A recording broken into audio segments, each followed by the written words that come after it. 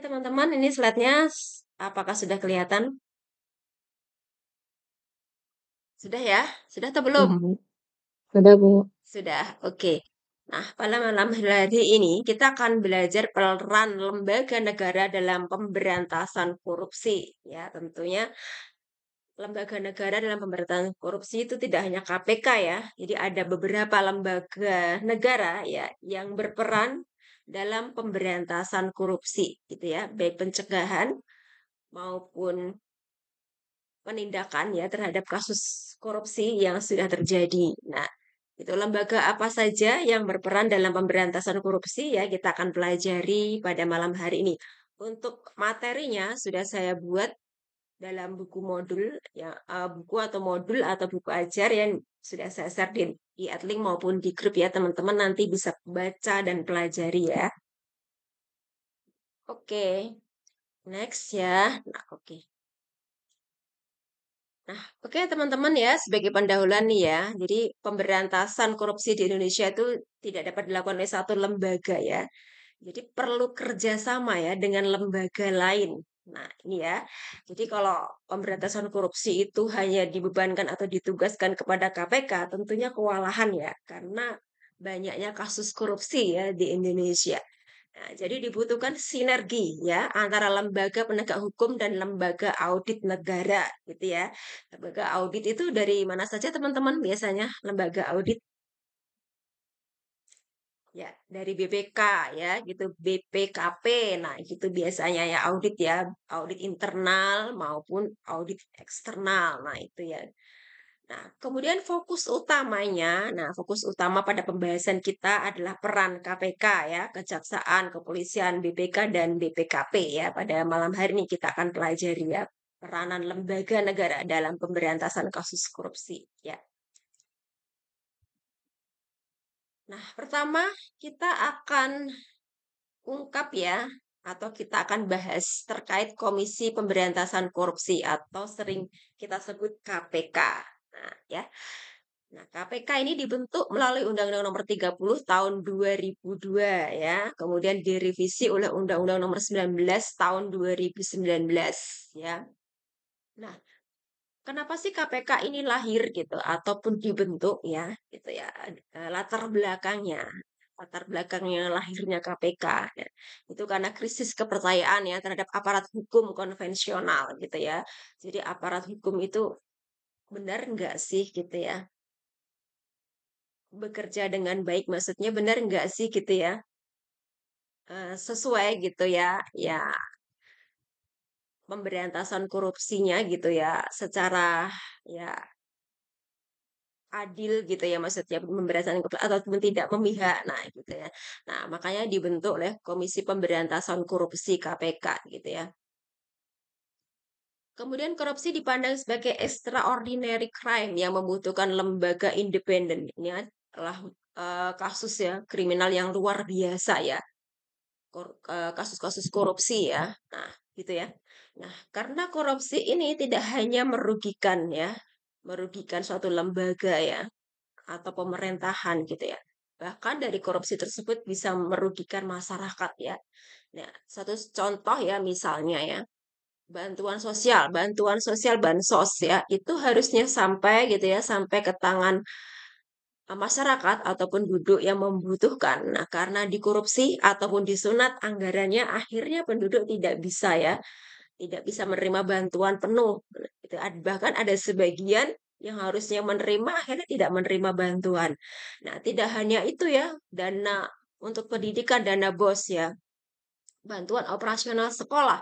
Nah, bahkan dikorupsi juga. Nah, kenapa mereka masih melakukan seperti itu? Nah, itu oknum ya, teman-teman ya, oknum yang tidak bertanggung jawab. Nah, mereka melakukan tindakan korupsi dan juga nafsu, ya kan? Nafsu ingin memiliki harta gitu, memiliki kekayaan secara tidak halal ya. Istilahnya ingin menjadi orang kaya baru secara cepat, gitu ya, dengan cara yang pintas ya, yang tidak halal. Nah, kemudian peran strategis KPK ini adalah perannya ya. sangat penting ya berkoordinasi ya, berkoordinasi lintas sektor ataupun lintas lembaga gitu ya, ataupun pihak-pihak terkait gitu ya. Kemudian supervisi ya, melakukan supervisi ya, kemudian penyelidikan ya, penyidikan, kemudian dan penuntutan tipikor, tindak pidana korupsi ya. Nah, kemudian melakukan pencegahan juga. Nah, membangun sistem integritas di lembaga pemerintah atau swasta. Nah, kemudian KPK itu memiliki kewenangan ya tentunya. Nah, apa sih kewenangan KPK? Yaitu penyadapan. Nah, itu ya, dari teleponnya disadap gitu ya, ataupun dia memasang CCTV di suatu tempat tertentu. Nah, kemudian LHKPN. Nah, ini biasanya adalah laporan ya, laporan penghasilan ya, ataupun biasanya untuk ASN atau lembaga-lembaga pemerintahannya gitu, biasanya karyawannya diminta untuk, melaporkan ya, harta kekayaannya itu berapa. Nah, gitu ya. Jadi kan dapat diketahui nih, harga kekayaan awalnya sekian ya, kenapa kok setelah menduduki jabatan A, nah, tiba-tiba kekayaannya naik gitu, naik istilahnya 200 kali lipat atau berlipat-lipat. Nah, gitu. Dari mana gitu. Bisa dicek ya gaji yang diterima itu berapa ya. Nggak mungkin lah gaji yang diterima itu sebulan misalnya cuma 10 juta. Nah, dalam waktu setahun dia sudah membeli mobil Pajero, membeli perumahan seharga 20 miliar maksudnya. Nah, seperti itu ya. Sedangkan dia tidak memiliki usaha lain, kecuali kalau dia memiliki usaha sampingan atau apa ya, pengusaha gitu atau apa gitu. Itu kan bisa dicek ya, dilacak gitu. Kalau nggak punya penghasilan ataupun pendapatan di luar tugasnya ya, gitu ya. Tapi dia bisa memiliki mobil ataupun membeli barang-barang branded. Nah, itu dari mana? Gitu kan bisa diselidiki teman-teman ya. Kemudian operasi tangkap tangan OTT yang sekarang marak gitu ya, ada OTT ya gitu. Nah, ini adalah kewenangan dari KPK ya. Nah, contoh kasus KPK ini ada beberapa contohnya ya, teman-teman ya. Nah, kasus IKTP. Nah, ini sangat merugikan negara ya. Kerugiannya hingga 2,3 triliun. Ini kasusnya ya. Luar biasa sekali Indonesia ya, teman-teman ya, terkait korupsi ya. Ini melibatkan tokoh ya, yang orang terkenal ya. Ini SN, saya singkat SN. Coba teman-teman tahu, cari di internet ya. Kasus IKTP yang sudah ya terkenal ini ya teman-teman ya. Karena kerugiannya luar biasa ya teman-teman ya. Nah ini. Nah, kemudian OTT Bupati Probolinggo 2021 ya, operasi tangkap tangan ya. Bupati Probolinggo ya jual beli jabatan. Nah, ini ya teman-teman biar bisa naik jabatan ya, menduduki suatu jabatan tertentu. Nah, ini disogok ya menggunakan uang. Teman-teman banyak sekali kasus ya, kasus korupsi di Indonesia. Nah, nanti untuk UTS-nya, ini untuk UTS, nanti teman-teman akan saya minta untuk membuat makalah ya, makalah terkait kasus korupsi ya di Indonesia, gitu ya. Saya akan minta teman-teman membuat tiga, tiga makalah ya. Maksudnya tiga kasus, satu makalah, tapi di dalamnya ada tiga kasus korupsi ya, gitu ya. Nah, bisa teman-teman cari di internet ya, banyak ya teman-teman ya. Misalnya di sini, kasus IKTP, kasus OTT Bupati Probolinggo, kemudian ada kasus penggelapan dana BOS. Nah, banyak itu teman-teman pilih, silahkan pilih kasus mana yang mau teman-teman ambil, mau teman-teman analisis gitu ya. Saya minta analisis tiga kasus ya. Nanti teman-teman tuliskan dalam bentuk makalah. Nanti saya buat rinciannya ya, bab satu isinya apa, bab dua apa, bab tiga apa gitu ya. Nanti saya buatkan sistematika penulisannya ya. Nah, dari contoh kasus yang berhasil ya diselesaikan oleh KPK ini menunjukkan bahwa keberanian KPK itu dalam menindak pejabat tinggi negara ya, tidak gentar ya, walaupun pejabat tinggi negara gitu ya, atau menduduki posisi yang penting ya di pemerintahan, namun KPK berani menindak ya, menindak pejabat tersebut ya, gitu sehingga terungkap kasusnya gitu ya. Nah, kemudian Dalam bekerja KPK ini juga ada tantangannya. Nah, tantangannya ini adalah revisi Undang-Undang KPK 2019. Nah, ini menimbulkan pelemahan independensi ya teman-teman ya. Nah, di mana di situ KPK itu diharuskan harus apa ASN ya, pegawai negeri. Nah, kalau di bawah payung ASN tentunya dia akan terbatas ya. Harus mematuhi undang-undang ya, perundangan-undangan ASN ya gitu ya, teman-teman. Jadi tidak bebas dalam membuat peraturan, membuat keputusan karena kalau ASN itu mereka ada peraturan sendiri gitu, jadi terikat. Nah, ini membuat, KPK itu tidak bisa bertindak ya sesuai dengan,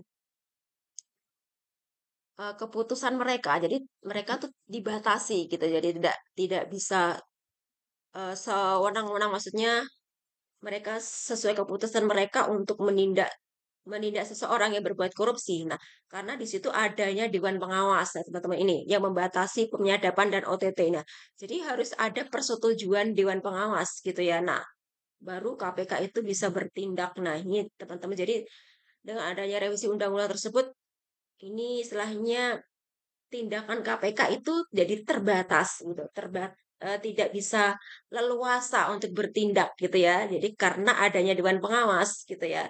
Nah, KPK sendiri juga diawasi oleh dewan pengawas. Nah, ini ya teman-teman ya. Jadi membuat gerak langkah KPK itu menjadi terbatas ya, tidak bisa misalnya kalau melihat ataupun mengetahui seseorang itu melakukan tindak kejahatan korupsi, nah itu tidak bisa mengambil keputusan sendiri, jadi harus ada persetujuan dari dewan pengawas. Nah, ini adalah kelemahan dari KPK ya, tantangannya ya pada saat revisi Undang-Undang KPK ya 2019 kan awalnya 2002 ya undang-undangnya ya. Nah, kemudian kasus TWK 2021 menyingkirkan 57 pegawai berintegritas. Nah, ini maksudnya ini ya, dengan adanya revisi undang-undang yang Undang-Undang 2002 gitu ya teman-teman ya, direvisi ya menjadi undang-undang ini tahun 2019 itu direvisi ya. Nah, yang mengharuskan KPK itu ASN. Nah, di mana uh, pada waktu itu kan seleksi ya, diseleksi ulang ujian gitu ya. Nah, ini kan seperti ujian itu loh teman-teman CPNS. Nah, gitu ya ada TWK ya. Pada tahun 2021 ada yang beberapa ini 57 pegawai ya. Itu tidak lulus seleksi. Nah, gitu ya. Ya. Nah, di mana di situ ya dicurigai gitu ya. Nah, untuk pegawai-pegawai KPK yang benar-benar integritas tinggi. Nah, ini akhirnya tidak masuk ya. Nah, kurang tahu nih apakah tujuannya untuk menyingkirkan pegawai KPK yang berintegritas tinggi yang memang keras gitu, tidak mau istilahnya tunduk ya terhadap pemerintahan ataupun pihak-pihak tertentu ya, tidak mau dinego jika ada kasus korupsi sehingga dia berintegritas tinggi ya. Kalau enggak ya enggak gitu. Jadi enggak mau dinego gitu ya. Kalau kamu memang korupsi harus ditindak gitu ya. Nah, ini tujuannya apakah untuk menyingkirkan pegawai yang berintegritas tinggi ini ya dengan adanya peraturan ini ya atau memiliki tujuan lain. Nah, itu ya ini masih tanda tanya ya teman-teman ya. Nah, ini kasus TWK 2021. Makanya dari situ tantangan KPK itu banyak ya dalam untuk menyelesaikan kasus korupsi. Nah, ini ya. Kemudian analisis KPK. Nah, KPK itu tetap menjadi simbol kepercayaan publik ya, transparansi internasional ya. Jadi efektivitas bergantung pada dukungan politik dan sistem hukum yang kuat nih analisis KPK ya. Kita lanjutkan. Nah, tadi kita sudah membicarakan terkait dengan tugas KPK ya dalam hal untuk membantu ya dalam kasus ya pemberantasan korupsi di Indonesia ya. Sekarang kita lanjutkan tugas kejaksaan dan kepolisian. Nah, ini yang berperan dalam pemberantasan kasus korupsi di Indonesia. Nah, Untuk kejaksaan, ini ada dasar hukumnya ya, teman-teman. Dasar hukumnya adalah Undang-Undang Nomor 11 Tahun 2021. Ini tentang kejaksaan ya. Kemudian kalau kepolisian, Undang-Undang Nomor 2 Tahun 2002. Nanti teman-teman cari di internet ya, undang-undangnya ini seperti apa ya, uraiannya bagaimana. Nah, ini dasar hukumnya ini ya, untuk kejaksaan dan kepolisian.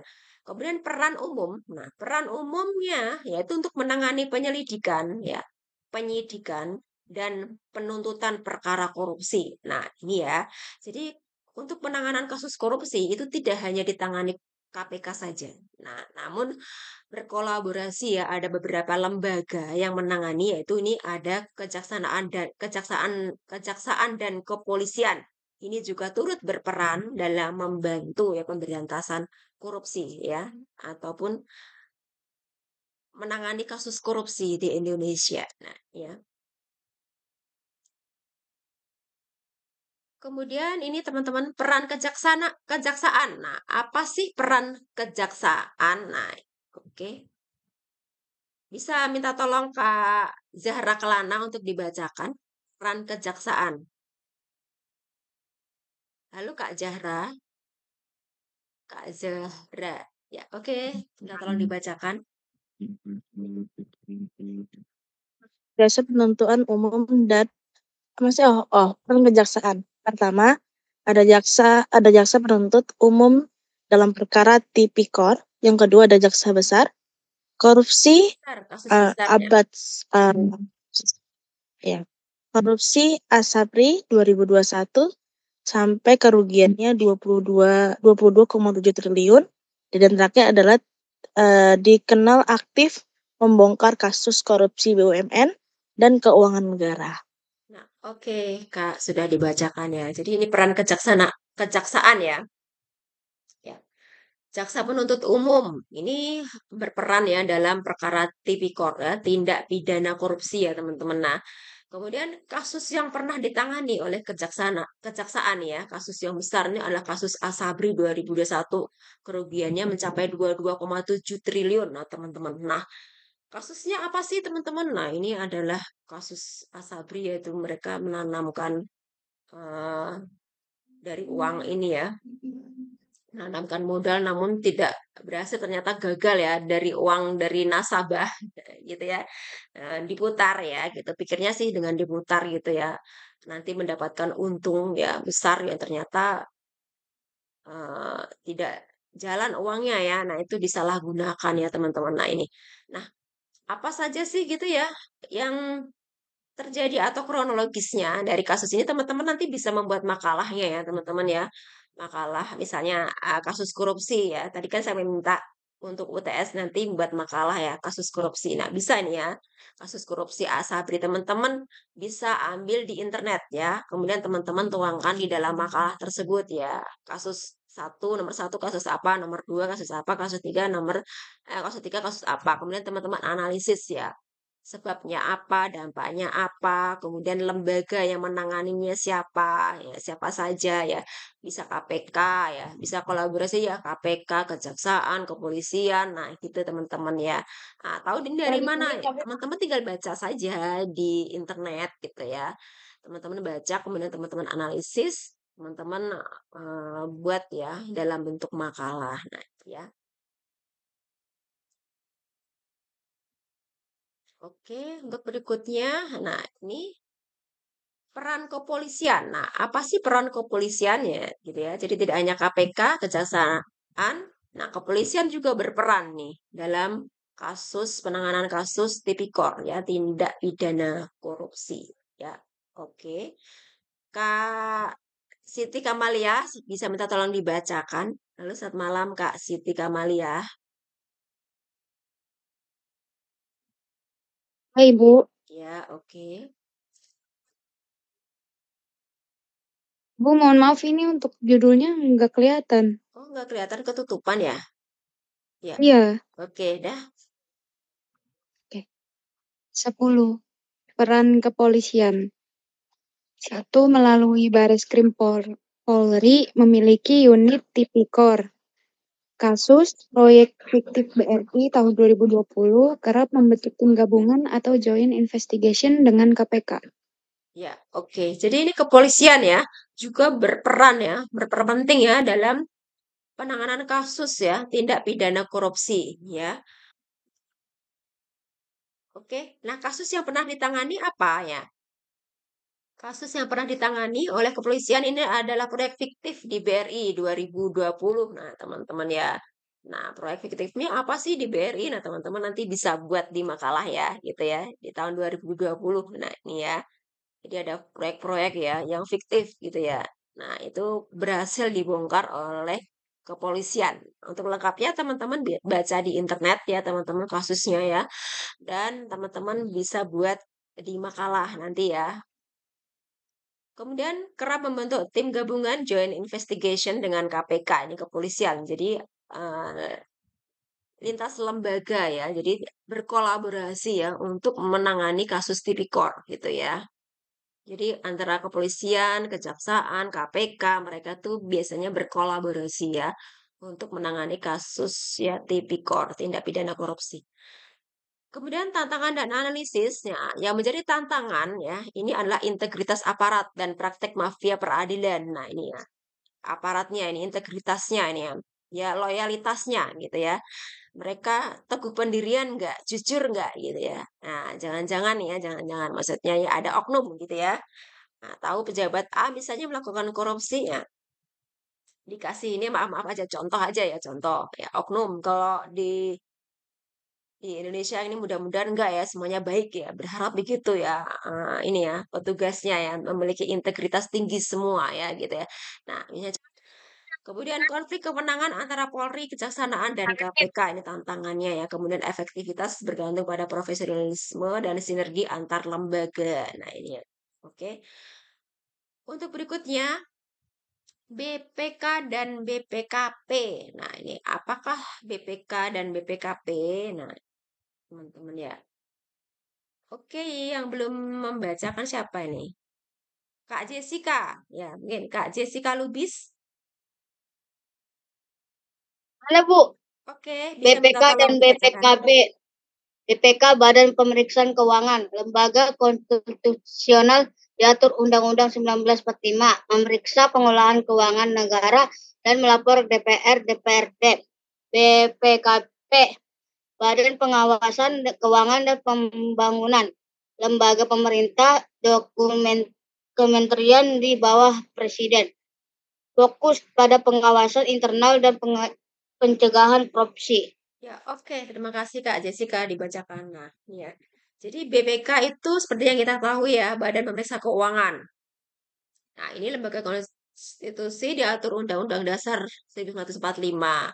Nah, tugasnya itu adalah memeriksa, mengelola keuangan negara dan melapor ke DPR atau DPRD. Nah, ini diperiksa nih ya. Eh, Misalnya lembaga pemerintah, misalnya dinas sosial atau dinas kesehatan gitu ya, diperiksa oleh BPK ya terkait keuangannya, pengadaan barang dan jasanya gitu ya. Nah, sudah sesuai belum dengan peraturan? Nah, itu ada pelanggaran enggak? Nah, itu nanti setelah selesai memeriksa ya membuat laporan ya, laporannya nanti dilaporkan ke DPRD atau DPR. Nah, itu ya. Kemudian BPKP, Badan Pengawasan Keuangan dan Pembangunan. Nah, ini lembaga pemerintah non kementerian di bawah presiden ya. Fokusnya pada pengawasan internal dan pencegahan korupsi. Ini BPKP ya. Dia tidak terjadi korupsi, bagaimana gitu ya. Ya, ada pembinaan juga ada para pembinaan gitu ya. Jangan sampai terjadi tindakan korupsi gitu. Bagusnya sih kita uh, adakan di pembinaan gitu ya. Jadi tidak hanya menindak setelah terjadinya korupsi. Nah, sebelum terjadinya korupsi, ya apa sih yang dilakukan? Nah, itu tugas lembaga pemeriksa keuangan gitu ya. Mereka sosialisasi dulu gitu ya, pembinaan dulu ya. Jangan melakukan korupsi, nanti dampaknya begini-begini, merugikan masyarakat. Nah, tidak hanya itu, keluarga juga nanti malu ya kalau sampai ketangkap. Nah, itu jangan action kalau sudah terjadi, tapi sebelumnya pencegahan. Seperti dilakukan seperti saat ini nih ya, pendidikan anti korupsi ya gitu ya. Jadi dilakukan dulu, dididik dulu ya, bahwa korupsi nanti dampaknya begini-begini loh gitu. Nah, peraturan undang-undangnya apa, nanti kalau kamu melanggar undang-undang ini nanti hukumannya seperti ini, begini gitu. Nah gitu ya. Itu dilakukan seperti itu dulu ya, dilakukan pendidikan ya, pendidikan anti korupsi, kemudian pembinaan ya, pembinaan dibina dulu jangan sampai korupsi gitu, dilakukan sosialisasi ya, nah gitu. Seperti itu, jangan sampai sudah terjadi korupsi baru action. Nah, itu sudah terlambat gitu ya, sudah berapa triliun kerugian negara gitu. Nah, itu ya. Nah, pencegahan. Pencegahan itu lebih baik. Nah, itu ya teman-teman ya. Sebelum terjadi. Nah, ini ya harus dilakukan. Yang melakukan siapa ya? Lembaga-lembaga yang sudah ditentukan ya oleh pemerintah ya seperti BPK, BPKP, inspektorat. Nah, itu kalau di eh, Pemprov ya, Pemprov pemerintahan provinsi itu inspektorat. Nah, gitu ya, yang melakukan pembinaan. Nah, itu dibina dulu ya, jangan sudah terjadi korupsi baru tuh, baru action. Nah, itu sudah terlambat dan kerugian negara atau pemerintah itu sudah berapa miliar ya dirugikan ya, gitu ya. Nah, contoh kasus dan BPK contoh kasus BPK dan BPKP ini contoh kasus yang diselesaikan oleh BPK inilah temuan kerugian 6,7 triliun pada proyek BTS ya 4G ya Kominfo 2022. Kemudian audit bansos COVID-19 ya mengungkap penyimpangan distribusi. Nah ini ya. Nah, kemudian ini analisis BPK dan BPKP yang berfungsi sebagai early warning system dalam mencegah korupsi ini ya, teman-teman ya. Jadi sebelum terjadi korupsi dilakukan pencegahan dulu, pembinaan dulu. Nah, ini ya, jangan sampai terjadi korupsi gitu ya. Kemudian tantangannya hasil audit sering tidak ditindaklanjuti dan politisasi temuan. Nah, ini teman-teman ya. Nah, misalkan mereka itu hasil audit mereka setelah mengaudit biasanya ada laporan auditnya. Nanti temuannya satu, dua, tiga. Nah, ditindaklanjuti nggak temuannya gitu. Kadang-kadang hanya dianggap sebagai ya lembaran-lembaran kertas atau dokumen ya. Tidak ditindaklanjuti kadang-kadang itu sama lembaga yang diaudit tadi gitu ya teman-teman. Nah, dan kadang-kadang juga dijadikan sebagai politisasi temuan, maksudnya untuk menjatuhkan lawan politiknya ya, gitu ya. Ini teman-teman ya, kebetulan nih gitu ya, ada kasus korupsi nih, nah ketahuan nih, nah gitu. Terus kemudian dijatuhkan oleh lawan politiknya gitu, dijelek-jelekin, di inilah, diekspos sana sini, ditambah-tambahin. Nah ini untuk menjatuhkan lawan politiknya. Nah dari temuan tersebut, nah ini teman-teman. Bahkan yang nggak ada di temuan itu dibesar-besarkan ya. Tujuannya yaitu tadi ya untuk menjatuhkan lawan politik ya. Nah, ini teman-teman. Oke, kemudian sinergi antar lembaga. Nah, ini korupsi bersifat terorganisasi ya, jadi butuh kerjasama lintas lembaga ya seperti tadi ya. Ada KPK kerjasama dengan kepolisian, kerjasama dengan kejaksaan. Nah, ini BPK, BPKP. Nah, ini jadi bersifat karena korupsi itu bersifat terorganisasi. Kadang-kadang tidak hanya satu orang atau dua orang yang melakukannya ya. Mereka itu tim ya. Korupsi aja mereka marketing ya tuh. Jadi dari sini nanti ngasih ke sini, ngasih ke atasnya gitu ya misalnya biar diterima bekerja misalnya teman-teman ya. Korupsi-korupsi, nepotisme, KKN gitu ya. Nah, ini ayo sini biar masuk bekerja gitu ya. 500 juta nah gitu ya. Itu dibagi rata ya. Dari bagian yang nyeleksi A, nyeleksi B, nyeleksi C dapat tuh, dapat sekian persen sampai atasannya. Nah, ini teman-teman ya. Jadi itu biasanya terorganisasi ya. Bahkan ada yang rapi gitu sampai nggak ketahuan gitu ya, gitu teman-teman. Ada yang seperti itu ya. Jadi butuh kerjasama lintas lembaga ini gitu ya, biar kasus korupsi tersebut bisa terungkap. Nah ini teman-teman ya. Jadi sinergi, perlunya ada sinergi, koordinasi atau koordinasi ya, supervisi dan kolaborasi dalam pencegahan dan penindakan kasus korupsi. Nah ini ya. Kemudian bentuk kolaborasinya di sini adalah Korsubgah atau Koordinasi dan Supervisi Pencegahan Korupsi ya KPK di daerah. Jadi ini berkoordinasi ya gitu. untuk pencegahan korupsi ya. Kemudian audit investigatif gabungan antara KPK, BPK, dan BPKP.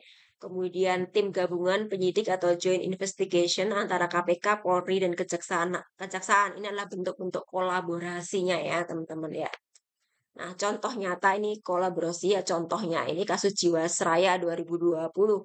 Nah, ini yang menyelesaikan kasusnya ini tidak hanya KPK saja, tapi gabungan ya, kolaborasi atau bersinergi antara KPK, kejaksaan, BPKP, dan kepolisian. Nah, ini kolaborasinya ya, sehingga kasus tersebut bisa terungkap.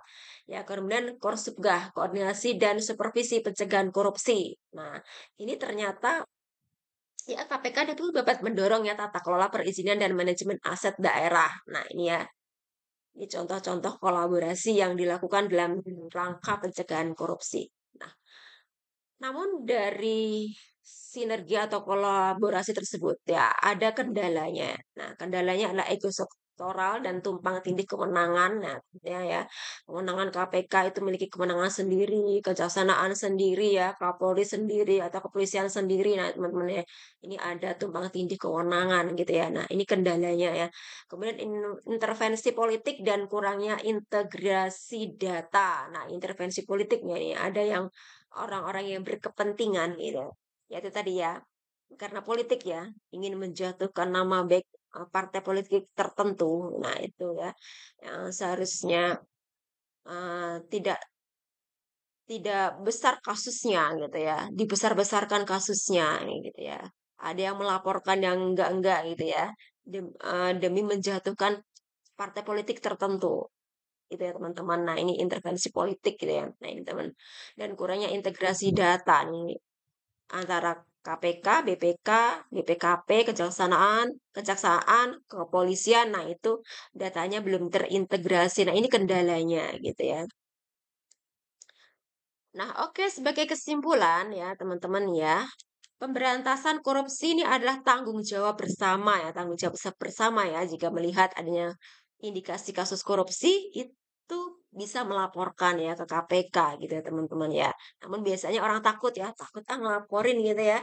Nanti malah kena kasus sendiri, terseret kasus sendiri. Biasanya ini ya, yang takut sebenarnya tahu ya, tapi karena takut mereka kebanyakan nih mayoritas lebih baik diam gitu daripada nanti kita speak up gitu ya, mengungkapkan nanti malah terseret kasus sendiri gitu ya misalnya gitu. Nah, ini biasanya ya. Nah, oke. Oh, ini harapan ke depan ya. Apa sih harapan ke depannya ya gitu ya terhadap kasus tindakan korupsi ini gitu ya. Oke, Kak Beta Dela bisa minta tolong dibacakan. Halo Kak Beta Dela. Ya, Bu. Ya, oke.